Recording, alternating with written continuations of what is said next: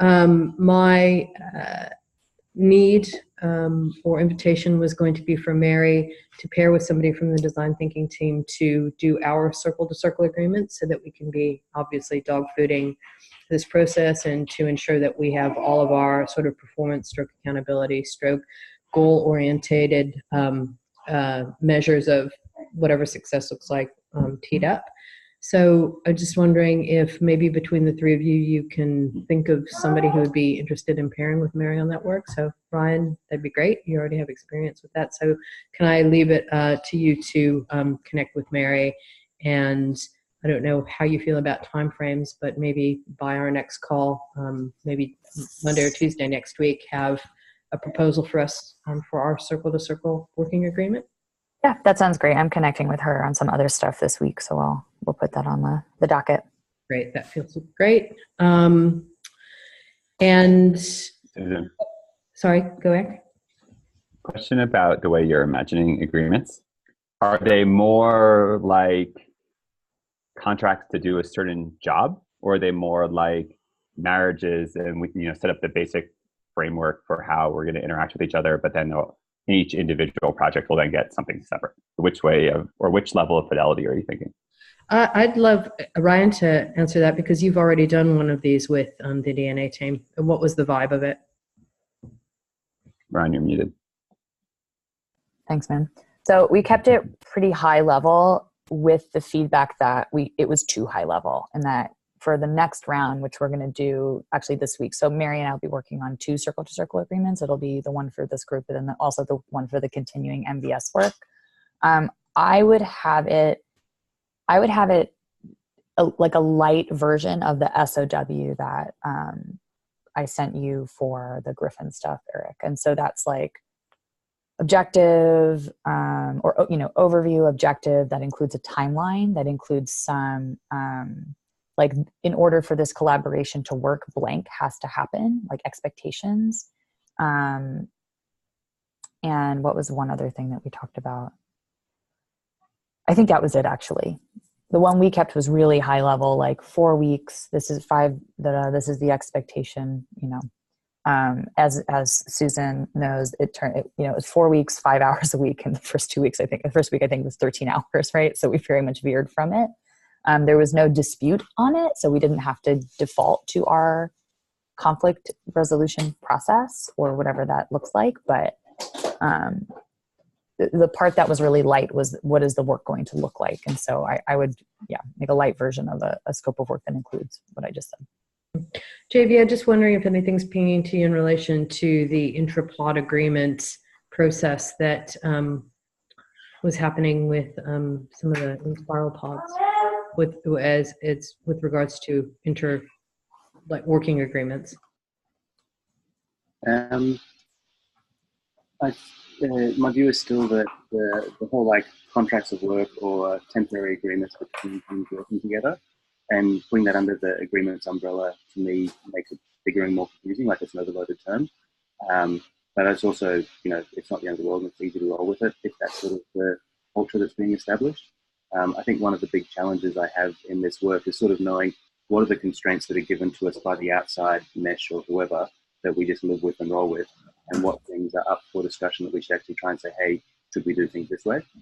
And so that is, I'm still sensing into that. So for me, what would really help is a bit of clarity about, cool, here's just timeframes that we have to live with, or resourcing we have to live with, or goals we have to live with, and what's sort of up to us to influence or decide on what's our opinion of the best way to achieve the bigger objectives. Eric, I'm not quite clear on your comment.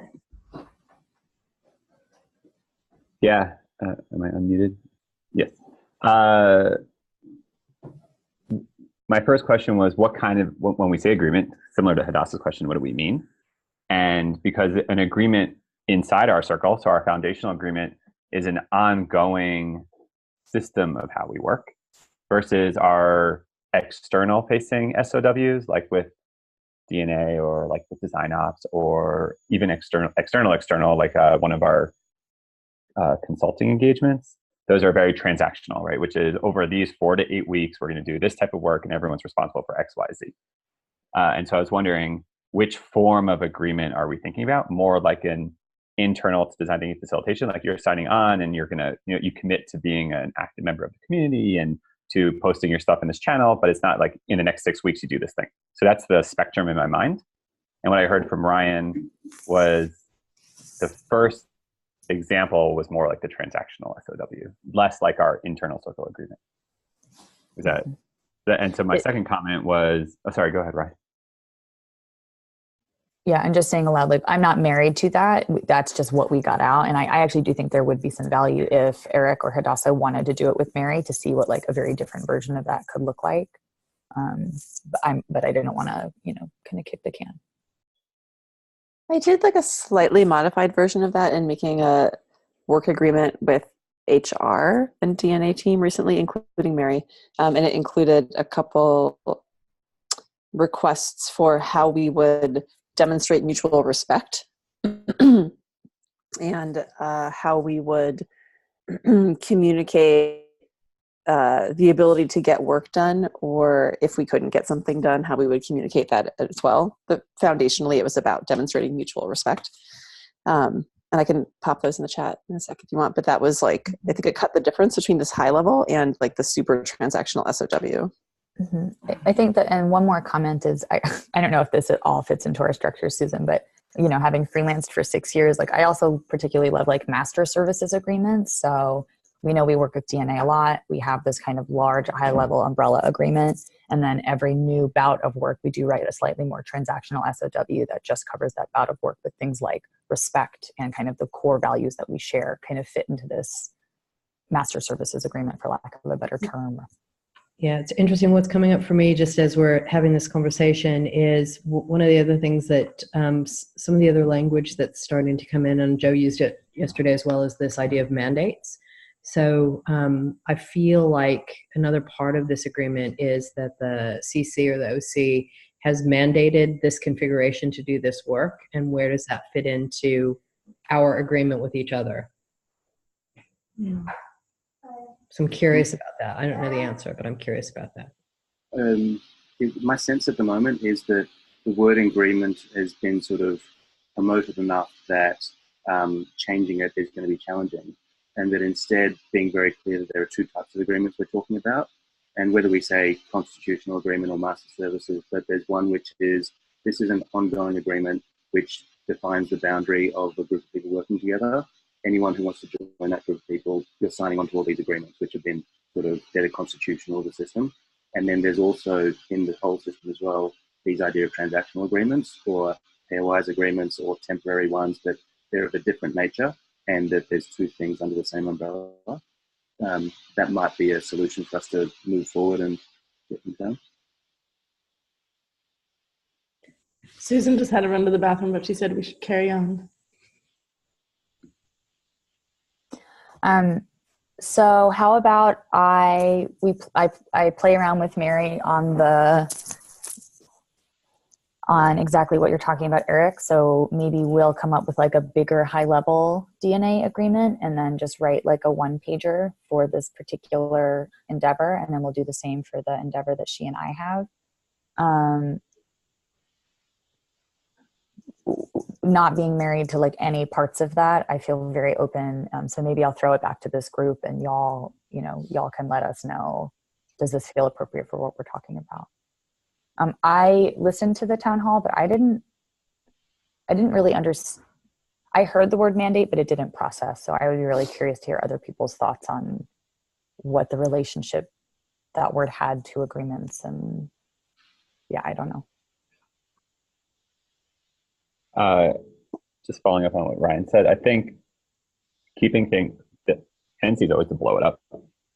And I think that's a mistake before we get real user feedback, et cetera, design thinking. So I say the style that you're following, Ryan, makes tons of sense. Like, let's keep it small and transactional. And if things like what Hadassah created start creeping into it, like, oh, we don't only need to know where we're going, but we need to know how we're going to get there. Bundle those into the SOWs as we go. And if we start seeing those more and more, and if they turn out to be useful, then we can say, okay, in all of our engagements, we would like you to commit to these things. And in this specific engagement, and then whether it's a master services agreement or it's just an addendum or a pre-addendum, that gets attached to every contract, I think we can figure it out as we go along. Okay, cool. And process for that is just maybe starting a folder in Google Drive and, or a Google Doc and starting to track those things. Yeah, or even like a Google form or She something. has to leave on the hour. I was just wondering if she wanted to say anything before having to go. Sorry. Thank you. One thing I was thinking was, to Joshua's point, you asked if there was any particular like constraints for the way that consensus works. One thing that came to mind was that our team in design thinking, we have a sort of, I guess, like a step at 20% of our time. So if this project is going to take more than 20% of our time, we have an internal agreement that we make about that. So that's something we'll figure out together as we decide what it will take.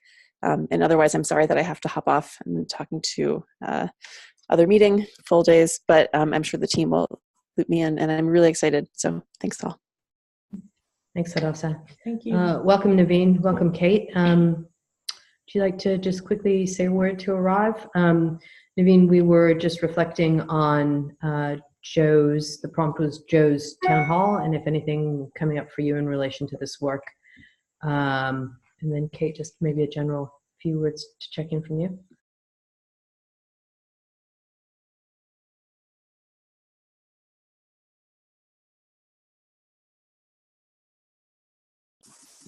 Okay, hi. Just woke up. It's raining, but it's super lush here in the New Zealand kind of woodland. Interested to see where you got to in the first half hour and continue the really good work from the last 4. So that's me. Hi to Naveen and Rianne, who I haven't met before.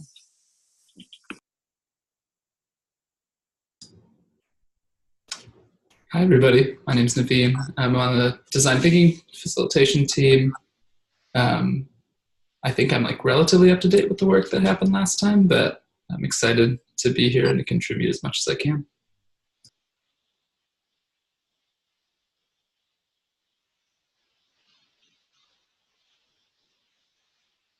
So I've just popped the working doc back into the chat for you, Naveen and Kate. So I believe that where we got to was that Ryan has agreed to pair with Mary to create the circle-to-circle working agreement between our 2 teams to move forward with this work. We landed at the last session with the idea of breaking into 2 work streams for the next part of this work, one being doing some research, doing some customer validation, and the other being, I just totally lost my mind. What is the other work stream? Isn't it research? Be messaging this externally.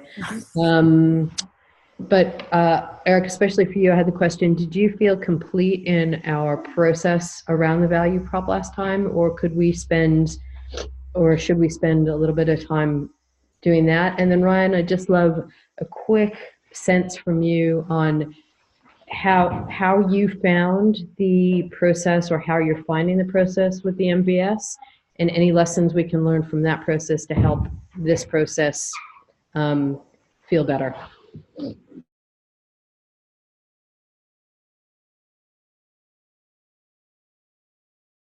I think I heard my name in the first half. I wasn't sure the second half, but I think for the value prop in particular, where we have it is a really good place to leave it and circle back in probably a week or 2, maybe when we have some more information. Yeah, and I think my thoughts from just looking at all of the initial stuff is, the more concrete and visual that we can get in talking about what is this thing, what action does this user have to do, what do we want them to feel in the process of doing this action, what is the output, what happens next, the more we'll be able to surface our assumptions, and then the more we'll be able to direct our research as to where our big unknowns are. And so I think that's the big place where I see the rubber hit the road for teams that are working on big, complex, abstract, intangible products or services that they're delivering. So I'm keen to continue doing that with this work as well. So do you have a proposal on what our best next, sorry, that's Ziva in the background, the best next steps to get to a place for that so that the group, the research work stream can be like accessing that as first principle? Yeah. I mean, I would just do, what we did, Susan, already, just get a bit more granular into it.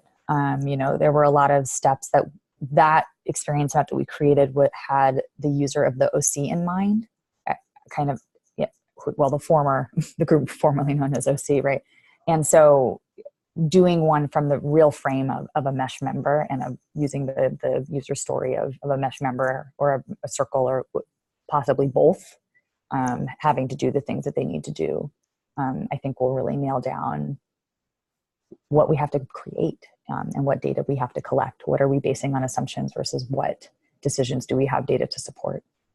So would it be useful to take the next 10 minutes while you're still with us, Ryan, to try to dive into that collectively and do that work? Sure.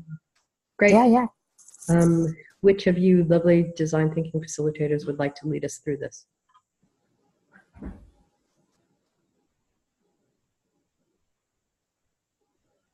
I volunteer, Ryan. Okay, I can do it. I also volunteer. So that's already 2-4. Great. Yeah, no, let's do it. And we can just kind of quick and dirty it. Should we just start a new mural for this, Susan? Like a mural that has its own special, just this component of the larger umbrella? Yeah, I think that we're going to have to be doing that moving forward, moving away from the Google Doc. I don't think Joshua or Kate will have access to it today, but we can figure out how to do that and invite them in. I'll share my screen and capture what Josh and Kate say so that their brains are. Is guest functionality still not operational on Mural? I don't know. What the? All right. Let's try. And then if it's not, I'll have firsthand evidence to go. To go complain to somebody? Yeah, maybe more than complain. And so how does that mean so I'll put the link in here, but does that mean I invite people via the share function? Because if I'm honest, I'm unclear on even what was the Yeah. So if you, Ryan, can you share your screen? Oh yeah, of course. And it'll be easier to walk you through it. Man, Eric is just the mural Yoda. We'll see. 50-50 Help me, at this master. junction. Help me. All right, click on, you're not there yet. Yeah, click on share. And then click on anonymous. Anonymous link? Okay. Now, oh, shoot. Try copy link and let's just, can you pop that link into chat? And then I did already. I'll do it again though. Okay, then can you grab those emails and invite them? Maybe we don't have guest functionality. I have been invited actually by Mary. You might have been recently uninvited by consensus. Only admins of consensus invite new members again. Yeah, because the last I heard was if you put in someone with a non-consensus email, they're going to become a guest. Mm-hmm. Only admins of consensus can invite. I'm just signing in now to see if it works. So there's a little bug, Ryan. When you type in the email, you have to press enter and then click send invite. I just tried. Obviously. With Joshua is already obviously. Oh, and Kate, are you in too? No, the invite Mary sent me last week doesn't work. It says, we can't find that page. Yeah. Can you give me your email? It's in the chat. It's in the chat. I only see Josh's. Oh, Kate, got it. Okay. And then make sure you hit enter afterwards, obviously. And now, see, this is good. We'll join consensus as a guest. Try clicking send invite. Let's see what happens. Oh yeah, sorry, good. Yeah, excellent. Okay, I did it. I guess the real question is, Josh, are you in? I don't see him. I don't see him. So that answers that question. All right, I'll get on it after we're done with this work. Let's see, I just signed up and made an account. Oh, I see him. Yay. Yep. Oh, all right. So maybe guest functionality is back in action. Mm-hmm. So we're calling. What is there like an umbrella name for this project that I'm blanking on? I think I have so many. Circle agreements, circle foundation agreements, or circle building code. All right. So what I would say is let's start with just a single human, and we can just make up a use case and then identify later if there's another use case for another persona that's important to us. And just go through like, what is this person doing in relation to a Circle foundational agreement, right? So Circle foundation agreement. So we have our person, and what do they do? Do they engage with this on day one? Is this something they engage with prior to being at consensus? Yeah. So every person, every human that joins consensus has 3 agreements that they are quote unquote engaging with on day one. The first is their mesh member to consensus agreement. Mm-hmm. The second is their circle to mesh member agreement. Mm-hmm. And the third is their mesh member to mesh member agreement.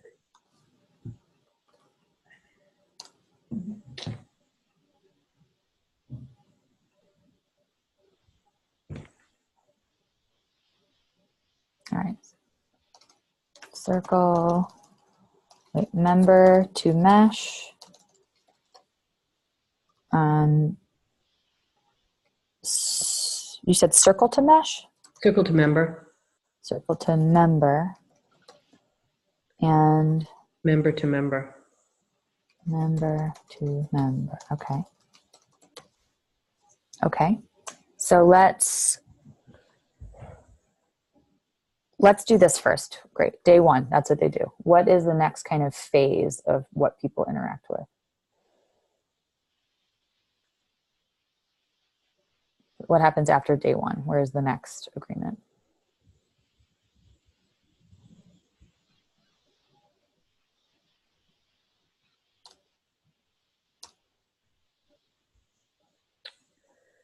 So probably the next agreement for some but not all would be some sort of circle to circle agreement. Okay, and when does that happen? As necessary. I've got a few questions about this, Susan. So are you imagining a scenario of someone joining consensus for the first time? Yeah. For day one? But also retrofitting or retroactively. Mm-hmm. Let's say to Joshua's point, let's say like new consensus employee. And so this is the scenario when all the agreements have been set up and someone new is trying to orientate themselves into a team moving code compliant. Yeah. I have a similar question, which is who acts on behalf of the circle? I think that's something that needs to be defined in the Circle Foundation agreement. Also, these agreements here, like, have they been decided already that these agreements will exist in this way? It just seems like a lot of opinions already in place. So these agreements are part of the MBS proposal, yeah. And so our job is to shape them. I think that we do have pretty much full reign to have an opinion on them. This particular piece of work is around specifically helping circles create their foundational agreements. So for example, where does the foundational agreement fit here then? So I was the persona that I was thinking of was coming into the mesh with the circle agreement already existing. Okay. So when do they see that? Hopefully before they join. All right, so let's say pre-day one. And what is that?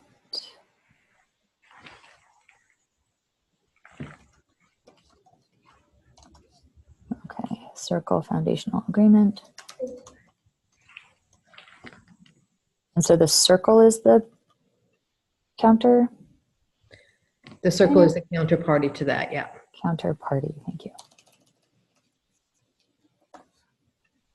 Okay, and so what, if anything, do we have in terms of emotions and touch points here? And for those who don't understand the language of touch point, that is what is the thing, process, tool, technology, conversation that a person has with, we'll say, consensus or with some like agreement focused entity through which they experience this circle foundational agreement.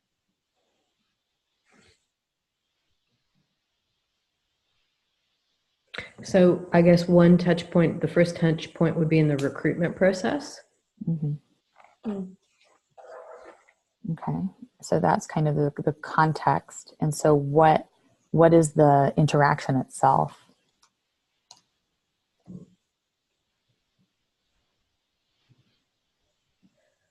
Is it like do they get like an email kind of saying, please review this and let us know your thoughts? Or is that from, a recruiter? Is that from their team? I think it depends on the recruitment stroke onboarding process of each circle.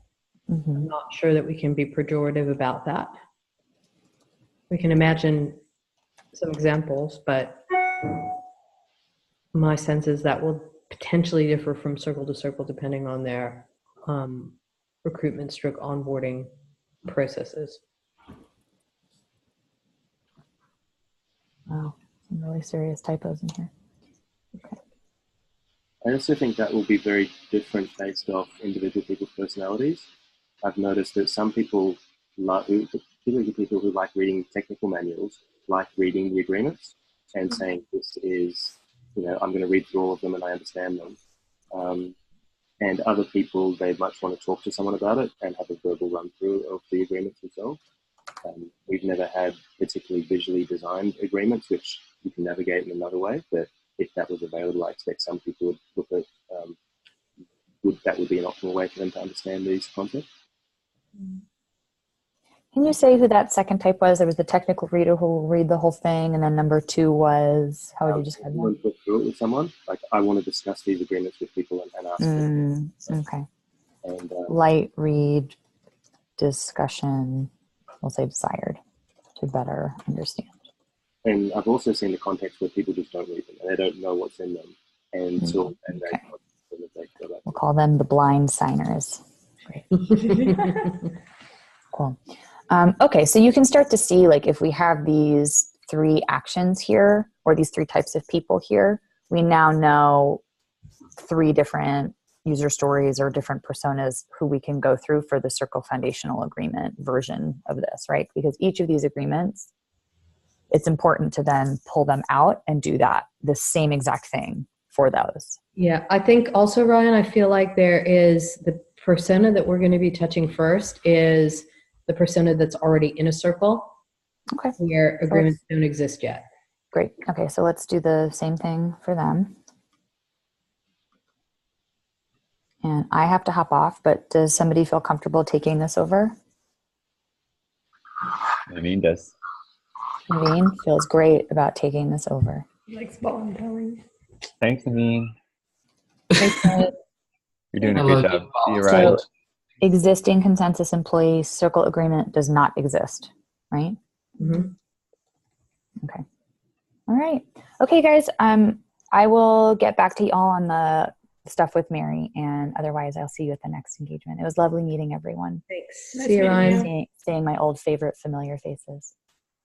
Before and I'm going to stop sharing. So Naveen. Yep, I got you. Before Naveen carries on, Susan, how are we doing with your agenda items?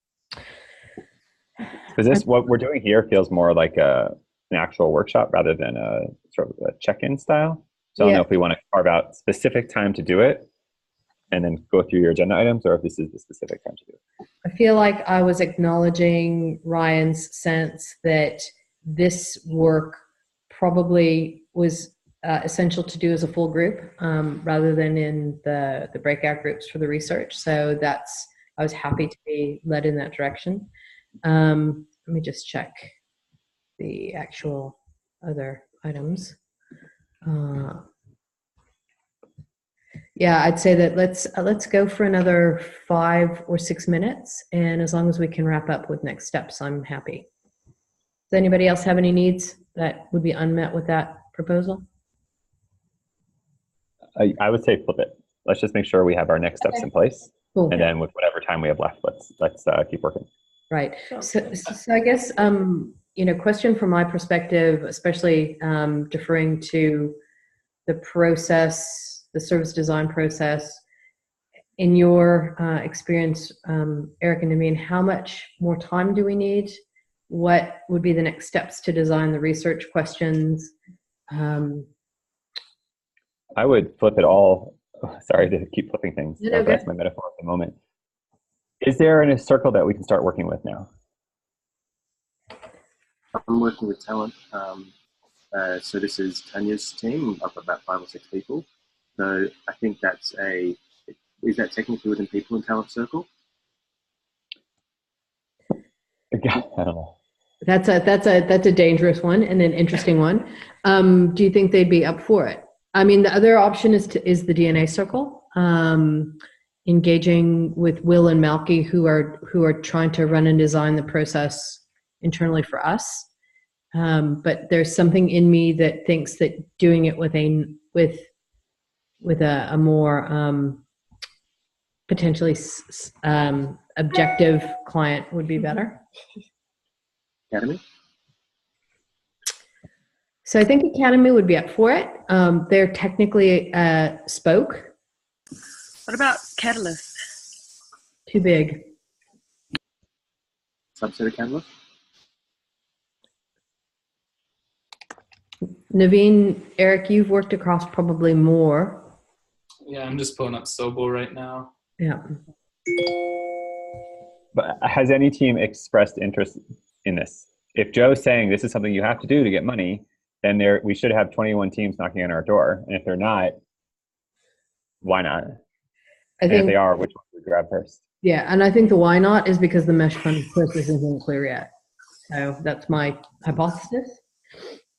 So I'll be, this doesn't win me any friends, but what I always tell everybody, and I'll tell us the same advice, which is let's not build things before we have some early users. So where is our early circle adopter? So DNA would be that, right? So maybe that's the answer. But I can also see that a circle would just be like, it might not happen. They said it's the only way we can get funding. There's no clarity. We'll just wait and see. And if no one else is doing it, we're not going to do it. Like I can definitely see that mindset happening.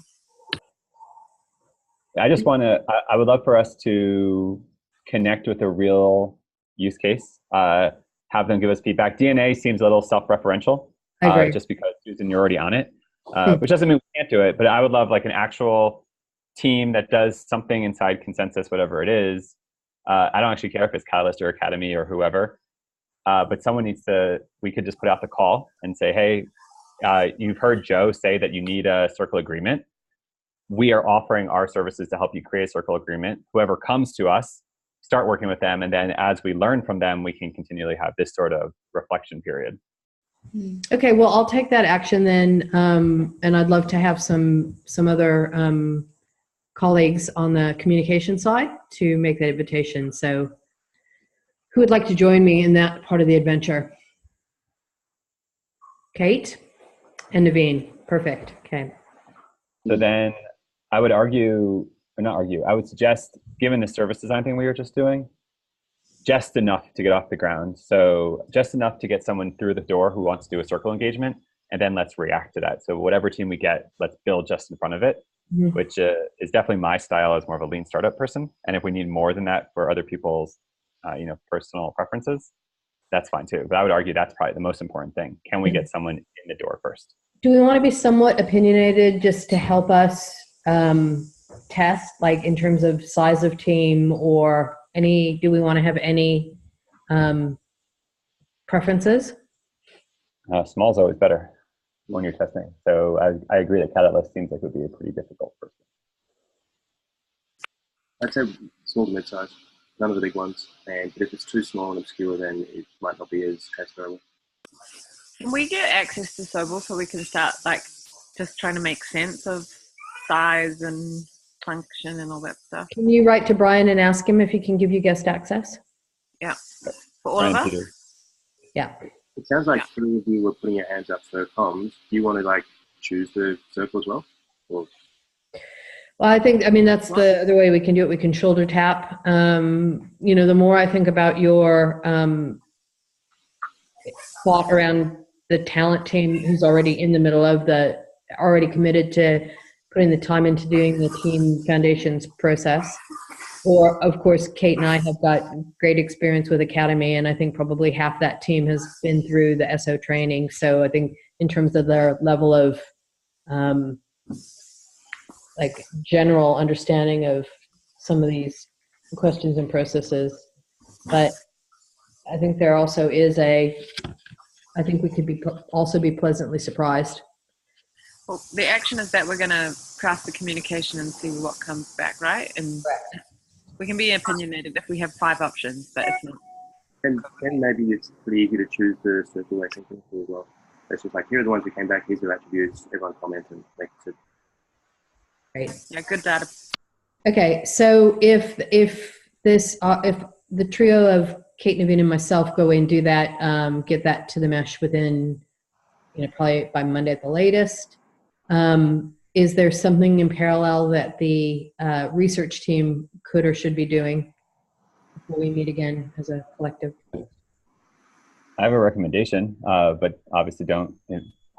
It's just, can we find anyone talking about it on, you can search Slack and see, is anyone even talking about this? So doing less of an interviewing style, but more of a data poll, and saying, does anyone seem interested in this? Who has actually done this? I think Joe put out a call for people who have agreements to put it in and touching base with those folks. That would be the direction I would head in. Yeah, another thing might be good too is to ask Sam Wynn if we can get any data back from the survey, if anybody actually fills those out or get. I've got access to all of that. I was just reading it before now. There's nothing too clear there, and because I can't see who's actually responding, but I will ask her. I'm on a call with her in 3 minutes, so. Cool. So in terms of our cadence for these meetings, this time of day is okay for us next week. What time were we planning on starting our work days in Port Levy? I don't know, 9:30. Okay. So what time would you be, sorry, we're talking amongst ourselves. So what time would you be happy to continue these calls? Is an hour long enough?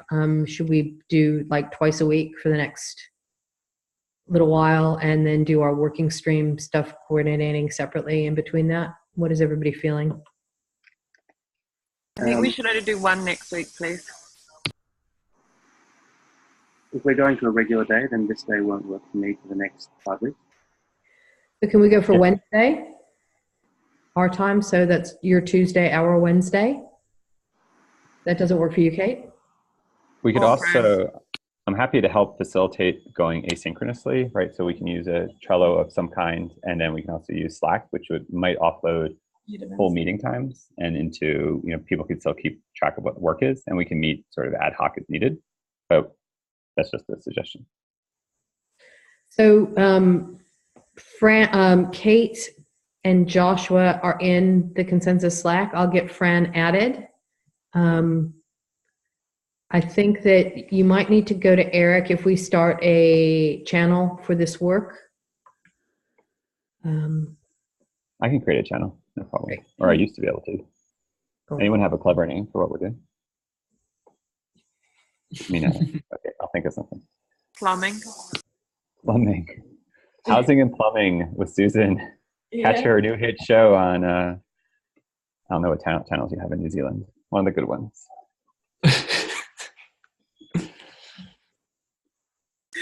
Yeah. Okay, so have we decided on our next time coming together? My proposal would be New Zealand Wednesday morning at 8:30 a.m. So starting now on your Tuesday, Eric and Naveen? 1:30. Now on Tuesday? Yeah.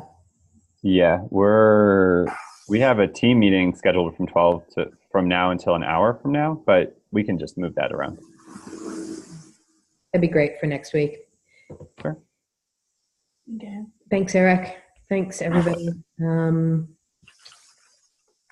Yeah, I'm feeling a little bit, I feel clear about the next step for Kate, Naveen, and myself, but feeling normally tense about what's ahead of us, but also grateful that everybody seems committed. That's me. Anybody else need to say anything to leave? I echo that. I am about 100 times more happy with the outcomes from this call than the last one. The idea of getting our hands on the team and rapidly prototyping with them is exactly what I want to be doing. So.